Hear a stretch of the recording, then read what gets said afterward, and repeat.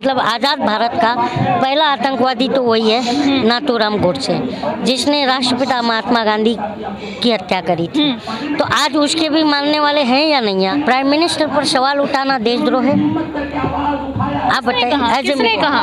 तो आज अंधभक्त तो यही कह रहे हैं, यही कह रहे हैं। और जब इनसे रोजगार का सवाल करो, जो कि हमारे प्रधानमंत्री ने कहा था कि 2 करोड़ रोजगार प्रत्येक वर्ष में दूंगा, तो आज 9 साल में 18 करोड़ रोजगार मिलने चाहिए, लेकिन मिली नहीं। 1800 रोजगार नहीं की बात नहीं हुई। तो मैं ये बोल रहा हूँ मैडम कि अगर मैं ये बात पूछता हूँ कि मेरा 2 करोड़ रोजगार कब मिलेगा, तो इनके अंधभक्त कहते हैं 9 बच्चे 10 बच्चे तुम पैदा करो, हाँ, और तुम जो है इस देश की जनसंख्या बढ़ाओ और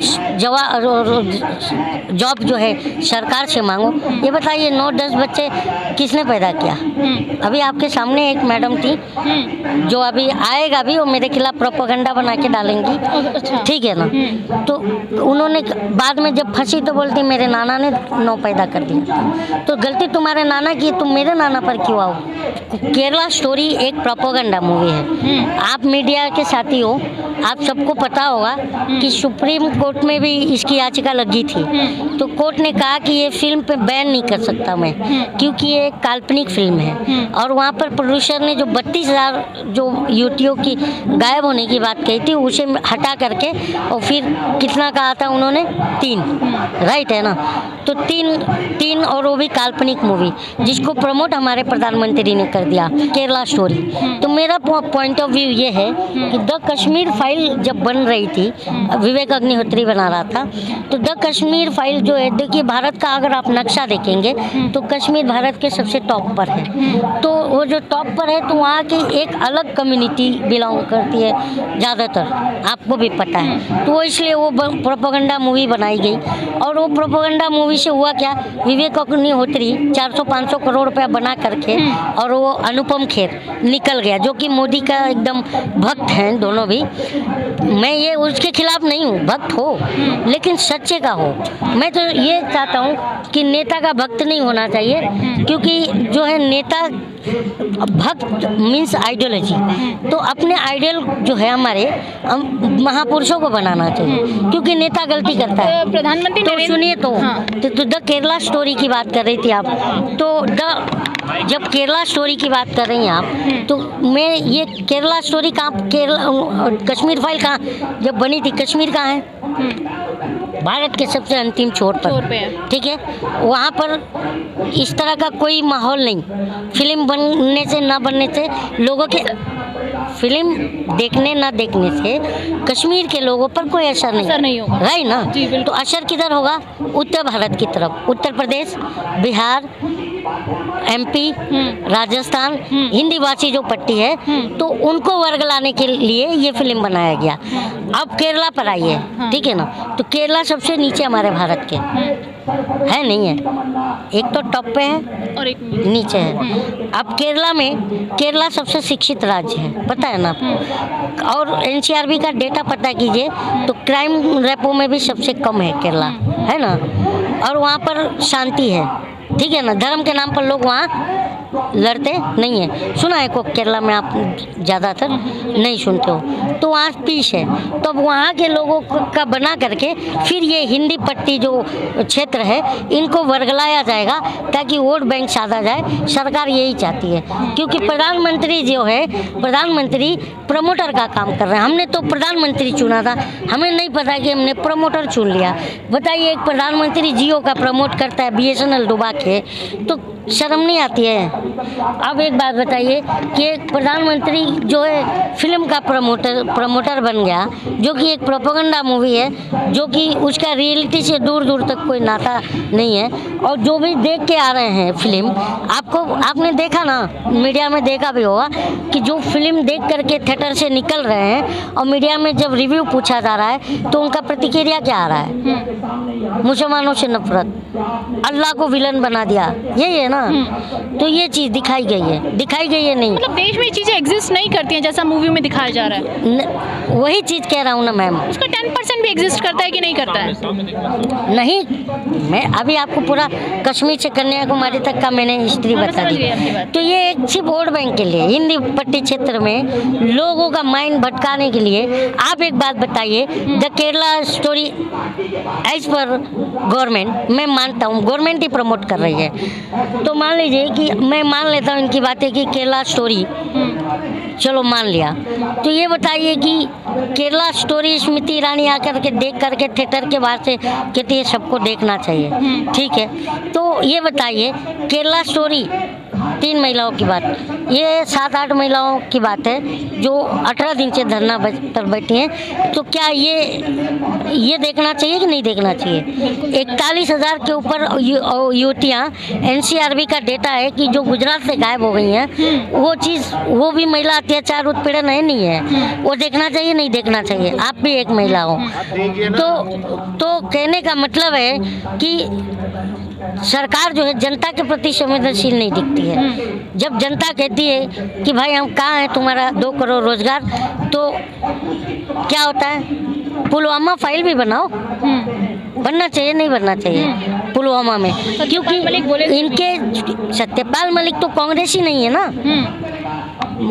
कांग्रेसी तो नहीं है, और 4 राज्यों के राज्यपाल रह चुके हैं। तो जब सत्यपाल मलिक की बातें आप डाइवर्ट करने के लिए अतीक अहमद की तरफ मीडिया घुमाती है, तो ये बताइए अतीक अहमद से हमारा क्या लेना देना जी?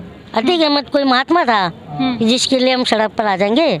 हाँ, तुम भाई अगर इस देश का जवान जो है इस देश का रक्षक है ना, इस देश का जवान जो है इस देश का रक्षक है, तो इस देश के जवान पर बात करो ना आप कि कैसे उनकी 40 जवानों की जान गई, क्योंकि तुम्हारा राज्यपाल तुम्हारी पार्टी का नेता कह रहा है ना कि अगर मुझसे ये 5 एयरक्राफ्ट मांगे होते तो मैं दे दिया होता, लेकिन इन्होंने मुझसे नहीं मांगा। यही बात है ना। और नरेंद्र मोदी जी को मैंने बताया था कि हमारी सुरक्षा की चूक की वजह से ये गलती घटना हो गई, तो उन्होंने कहा कि चुप रहो, इस पर मत कुछ बोलो। मैंने अमित शाह जी को भी बताई थी, उन्होंने चुप रहने को कहा। सत्यपाल मलिक जी की है ना, तो ये बताइए सत्यपाल मलिक जी को नेशनल मीडिया सीरियस नहीं लेना चाहिए? हाँ, डिबेट करना चाहिए ना। हाँ, डिबेट किस पे हो रहा है कि आप थकते क्यों नहीं? हाँ, तो ये सब प्रश्न उठता है मैम, प्रश्न उठना चाहिए। और देखिए एक मजबूत लोकतंत्र की पहचान क्यों कब होती है कि जब विपक्ष हो। इसलिए तो इंदिरा गांधी ने 2 सांसदों का इस्तीफा दिला करके अटल बिहारी वाजपेयी जी और लाल कृष्ण आडवाणी जी को संसद भेजा था, ताकि विपक्ष रहे, लोकतंत्र रहे। और आज ये लोकतंत्र को ख़त्म करने की बात कह रहे हैं, मतलब विपक्ष को ख़त्म करने की बात कर रहे हैं। तो ये बताइए लोकतंत्र ख़त्म होगा, तो लोकतंत्र जब ख़त्म होगा तो हम जनता के अधिकार भी तो ख़त्म होंगे, जो हमारा फंडामेंटल राइट्स है वो भी तो ख़त्म होंगे। क्या लग रहा है सर, जिस तरीके से पहलवान धरने पर बैठे हुए हैं और लगातार आरोप लगा रहे हैं, लेकिन जब ब्रिजभूषण से पूछताछ की जाती है तो साफ मना कर देते हैं कि ऐसा कुछ भी नहीं है, और दिल्ली पुलिस ने उनके बयान भी दर्ज कर लिए अब तो। देखिए एक बात बता रहा हूँ मैडम, हाँ, धरने का ये सरकार में 9 सालों से मैं बार बार कह रहा हूँ कि कोई ज़्यादा मतलब ये दिखता नहीं, सीरियस लेता नहीं है सरकार, क्योंकि किसानों का आंदोलन देखा हमने 1 साल चला, CA NRC का आंदोलन देखा हमने, वो भी सालों भर तक चला, और बाकी जो भी छात्र आंदोलन से लेके कुचला गया, जो पेपर लीक मामला था, फिर उसके बाद से जो अपना अग्निवीर जो मामला था उसमें भी। तो ये सरकार जो है अगर सच में जनता की सरकार होती तो फिर जो है किसान धरने पर आए, जवान धरने पर आए, छात्र धरने पर आए, और महिलाएं धरने पर आई थी ना महिलाएं भी, और खुद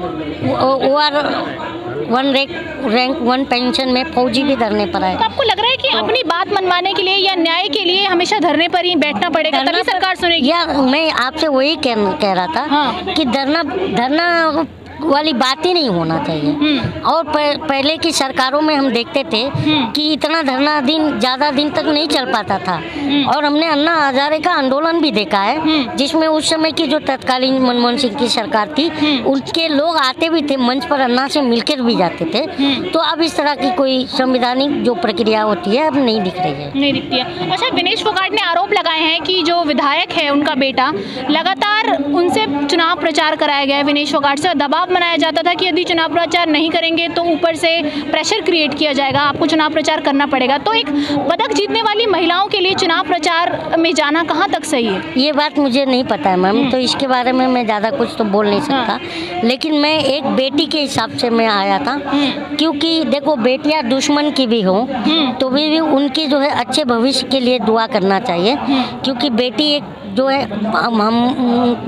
मतलब हम ऐसा मानते हैं कि औरत हो, लेडीज़ हो, ये कांच की तरह होती हैं। इन पर एक पत्थर भी फेंक दो तो टूट जाती हैं। तो इनका सपोर्ट करना चाहिए। और आप भी मेरी बहन की तरह हो, आप पर भी कुछ अन्याय होता हो और कभी आप कहीं आप बेबस पाती हो तो हम आपके साथ खड़े हो जाएंगे। ये हम भारतीयों का कर्तव्य होना चाहिए, क्योंकि हम 142 करोड़ 87 लाख हो चुके हैं और सब हम मिल कर रहे हैं। और हम भारत के लोग जो है आपस में भाई हैं। तो ये चीज़ें मैं मानता हूँ। लेकिन इस देश में कई आपराधिक तत्व भी हैं, जैसे आप हम हमारे समर्थन में खड़े हो जाएंगे, लेकिन वो नहीं खड़े होते। वो देश में जनता को जैसे आरोप प्रत्यारोप चलता है, आरोप लगाते हैं महिलाओं पर। मैम एक बात बताइए कि जो अराजक तत्व वो हर जमाने में रहे हैं। उसका एग्जाम्पल नाथूराम गोडसे भी है।